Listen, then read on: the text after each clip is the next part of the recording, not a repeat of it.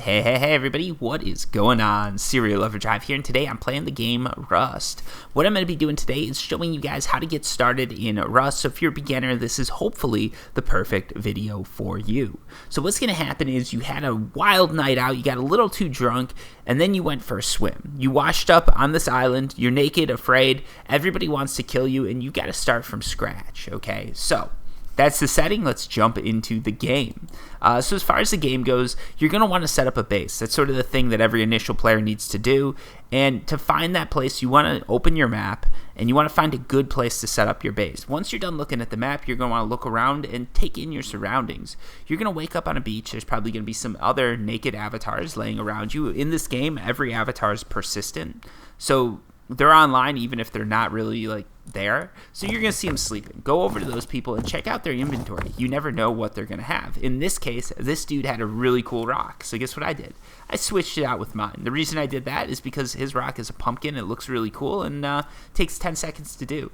Try not to leave people without anything because that's just a douchebag move, but hey, if you take their cool looking painted rock, no harm, no foul, right? As you're running throughout this environment, you're going to want to pick up everything you see. You're going to see fiber, you're going to see stones, you're going to see rocks. You're going to want to pick all of that up, okay? And especially initially. Initially, you don't have too much to worry about. If you get attacked, there's really no loss here. At this point, I'm not going to lose anything, and this isn't like a big I don't need to be sneaky. I don't need to be stealthy. I can just run around, hit rocks, see what's up. You're going to see coming up here, I'm going to get into a little bit of an altercation. And I'm going to show you guys this because you do die when you're starting. This is a reality of the game, okay? So as I'm running, I come over this hill, crest this hill, everything's going good, and then you see this dude on a horse. He's got way better armor, way better gear than me, so I know he's going to kill me. You can see he's got a gun.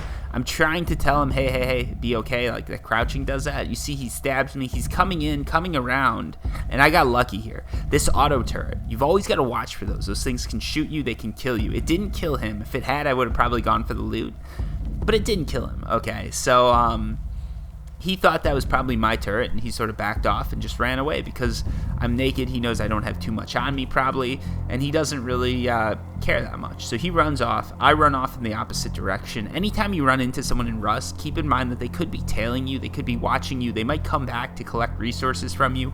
So don't trust anybody. You saw that dude stab me. Most people are going to do that. Most people that see you in this game are going to attack you. So if it comes down to it, you almost want to be the first person to attack. Some bases are going to have a ton of stuff out there, like a ton of food, plants, all that. Remember, most of these people are going to kill you if they can. So run in there, grab all the food, all the hemp, everything that you need. And what you're going to want to do too is the second you get food, you want to eat it as a new player. When you're starting off, even if it's not so there's this thing called a wipe, which is when servers reset. Even if it isn't post-wipe, which this isn't, the server's been around for a while. This is a 20-day-old instance, which is quite old for Rust. So everything's built up. Everybody's, sort of gathered all their resources and done everything. But you always want to gather resources, and you always want to eat as much food as you can.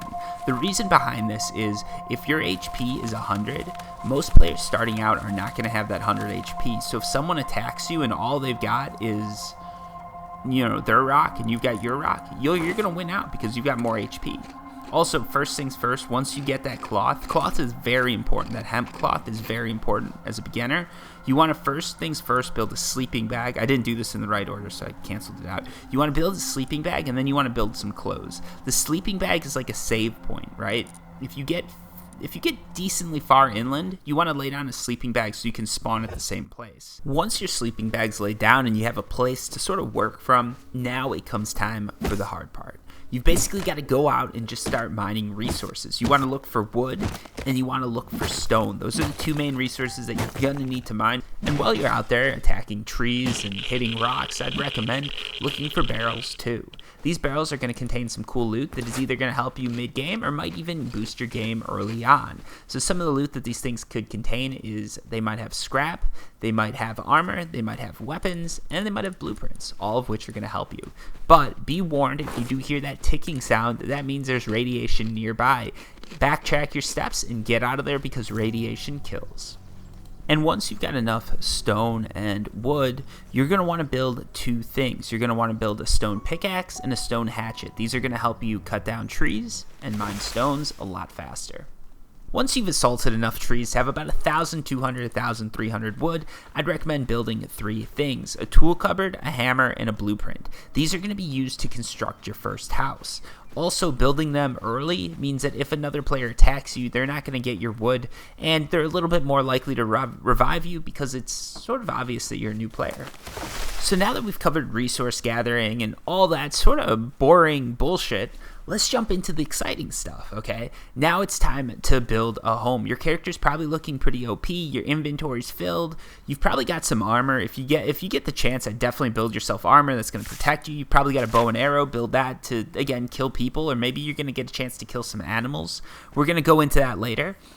Or, maybe you've got a spear. But whatever it is, your character's looking pretty good. You've got some wood, and now you're looking for a place to build. What I'm looking for here is I'm looking for a place that's near some rocks, sort of hidden, because I'm building a first base. It's not going to be impressive. It's just going to be this very basic base. You're going to have 2 foundations, 2 square foundations. Then you're going to have a triangle foundation that's called an airlock, and then you're just going to build some walls around that with 2 spaces for the doors. The reason you've got 2 spaces for the doors is because what you're going to do when you're going in and out of your base, you're going to open one door, go into that triangle section, and then close the door that you opened and open the next door. This is because what this does is this basically prevents someone from running into your base when you open both doors. We're going to get into that later, but that's very important. This base that I'm building here, this is just a very basic base. This is just, hey, we're creating something, so if I'm way far out and someone kills me, at least we've got a base that I can go back to. When you're building a base, you're going to need a door and you're going to need a lock. So make sure that you're building those. You can see I've already pre-built this door. The lock is being built right now, so let's just jump forward to the point where it's built. And just like that, with a bit of movie magic, the lock has been built. Now, make sure that you lock the door, okay? This is a very important thing, and I forgot this. Literally, I didn't know about this the first time playing Rust. I forgot to lock the door. Someone just walked in and stole all my stuff. So make sure you lock the door. Also, you're going to notice that you're going to hear some gunfire in the background. I knew that this was a thing, and I wanted to be close to some bases that had some action, but not right in the middle. So I built myself off to the woods behind this rock, sort of hidden. But there's still a lot of action going around, so I go 1 or 2 squares down on the map, and guess what? We're fighting. There's fighting going on. There's people there. It's awesome. That's the place you want to be. You don't want to be too far away from the action, but you don't want to be too close. Anyways, last things, let's put that tool cupboard somewhere. Usually people place that at the very back of their base. I'm going to show you. There's a reason I did this, because I'm going to create... The way I like to build my bases is I create one little square that's super fortified. It's got the best material. It's the hardest thing to get into, and that's where my tool cupboard goes. The tool cupboard is what makes sure that you can actually keep building in a location, that you're the only one that can build there, and it also ensures that your base doesn't decay. So what you've got to do is just dump all your resources into this tool cupboard. At this point, you're just saving resources. You're using it as storage. But you've always got to leave resources in that tool cupboard, and what that does is that basically spends some of those resources every couple minutes. Those resources go into sort of keeping your base alive, and if your tool cupboard ever runs out of any one resource that you need, your base is going to just fall apart. So make sure the tool cupboard is stocked with the resources that you need. Anyways, right now what we're looking at is a very basic base. If I came along with a gun or even a pickaxe, I could take this base apart. So what does that mean? That means that we've got to go back out and get some more wood. So let's jump forward a bit here. All right, so we've got our wood, and now we're headed right back into the base. So we're going to go here. We're going to pop open this door that we locked and jump inside. Now it's time to upgrade. Pull out that hammer that I had you build a while back.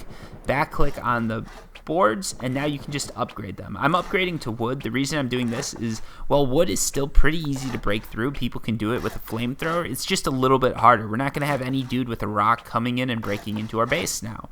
And, it's little steps, but starting off, that's what you want to do. Also, at this point, I'm going to build that second door in so we have a proper airlock. And everybody calls them airlocks in Rust. It's just a Rust term. You guys have to get used to it, and you will. Also, one thing I did forget to do is I forgot to lock the cupboard, whatever it's called. I forgot to lock it. And you want to put a lock on this is because that's going to prevent people from getting into it. Even if they break into your place, they still have to break through the lock. It's not a hard barrier to entry, but it is a barrier to entry, so why not do it? Once those doors are built and once those locks are built, go ahead and start placing them.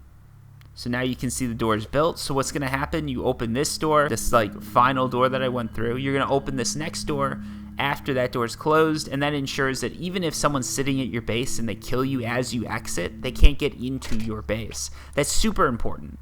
So now we're going to go ahead, put that lock on the tool cupboard, and we're one step closer to having a pretty decent, pretty defendable base. So let's jump forward a bit more now. What you're going to be doing is you're going to go out, mine some stone, and once you're tired of mining stone, you're going to mine some more stone, and once you think you have enough stone, you're going to mine some more stone, and then you're going to head back to your base with all that stone, and you're going to start upgrading. So now what you're going to be doing is you're going to be upgrading everything that you upgraded to wood to stone. Stone is a lot harder for people to get through. They're going to have to actually use some force now. They can't just bang on it. They can't just burn it down. You've got stone here. Your base is pretty solid at this point. It's pretty safe, and your biggest weakness is going to be the doors, which we're going to be handling in just a little bit. So let's go ahead and upgrade everything. Once you're done upgrading, or sort of mid-upgrade, whenever, you're going to actually want to put down a storage box. This is just going to be a place that you're going to store everything. Again, this is a pretty basic thing. Like, you're probably going to figure this out on your own, but I figured I should just mention it. So if you guys see it in the corner, you know what's up. So we're just putting that little storage box right there. It's just made with wood, so it's pretty easy to do. Make sure you try and align it as close as you can with that toolbox, just because at some point, space is going to become an issue. Also, while you're dropping down that storage box, make a sleeping bag and put that right next to it. You're going to want to all keep that in the same square. I'm going to go into that in just a little bit, but you're going to want to keep that all in the same square. Trust me. So now, assuming that at this point you haven't hunted any animals, you don't have much animal fat, you're going to want to go out and start hunting some animals. In my case, I found a bear. That's sort of the best one to hunt. They're going to attack you. All like bears and hogs, they're both going to attack you. Chickens even attack you. I don't know what's up with that, but whatever. All these animals are going to attack you, so always be prepared. Have your armor on. Be ready to go. Try and use a bow and arrow instead of a spear, because when you shoot with that bow and arrow, the animal's going to start running rather than attacking you a lot of the time. And if that's the case, you can just chase it down. In the case of bears, that's especially useful. As you can see here, I'm just chasing that bear down. It takes a little bit of time, but you can make it happen. If you don't hit every shot, don't worry about that. I didn't hit every shot here. Once you've gone ahead and killed that bear, what you're going to want to do is you're going to want to go up to the bear and start harvesting it. You're going to be getting a lot of cloth, you're going to be getting a lot of animal fat, and you're going to be getting some bones. All of those things are going to be super important for you. But right now, what we care most about is the animal fat. Once you've successfully harvested enough animals, or you have enough animal fat, or you have a decent amount, head back to your base, and what you're going to want to do is refine this into low-grade fuel. That's what we need to create that stone furnace. And with the fuel, any wood that we've got, or stone that we've mined, you can go ahead and create that furnace. So go ahead, build your furnace. Now what you're going to do is you're going to take that furnace, and you're going to put some wood and some metal into it. Some metal ingot, I believe it's called. You're going to take that metal ingot and turn on, well, with the metal ingot and the wood in there, you're going to turn that furnace on. You're going to let the furnace go, and at some point, it's going to take a while, you're going to have 150 metal ingot. This is key. Once you've got that 150 metal ingot, all you need to do is build that metal door. And now you're going to see it. You take that metal door, right? You create a door frame in that little square box where we've got all of our resources, all of our good stuff. You create a door frame there. You turn that door frame into a stone door frame. You put that metal door onto it. You put a lock on that metal door. And now you're completely safe. Or not completely safe, but you're fairly safe, right? So what happened to me after I built this base is I logged off and the base got raided. Someone came through the first wood door. They burned it down, I'm thinking. They came through the second wood door. They burned it down. They'd used a lot of resources at this point. And now they're seeing nothing, right? Like, they get into this room and it's completely empty. It just has that furnace in there. No big deal.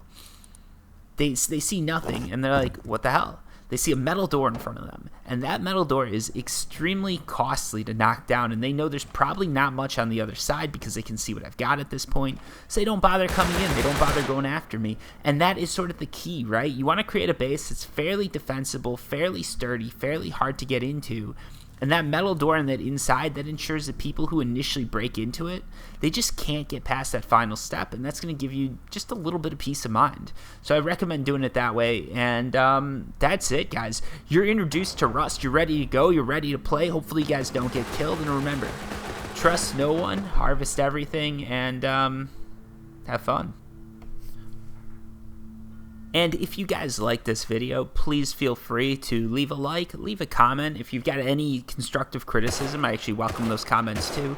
And if you really enjoyed everything, feel free to subscribe. I'm going to try and do a lot more Rust videos in the future, so hopefully there's something to look forward to. Anyways, guys, thank you for watching, and until next time, peace.